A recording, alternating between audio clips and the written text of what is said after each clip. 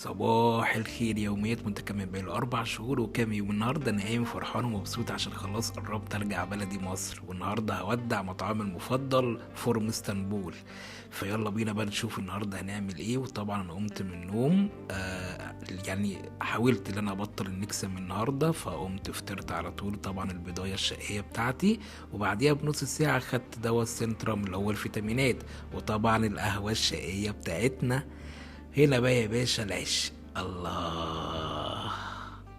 والله انا برتاح في المطعم ده. دخلت يا باشا، ده المطعم من جوه زي ما انت شايف كده، مريح وحلو وهادي جدا وواسع بشكل كبير، بيستحمل افراد وعائلات كبيرة جدا.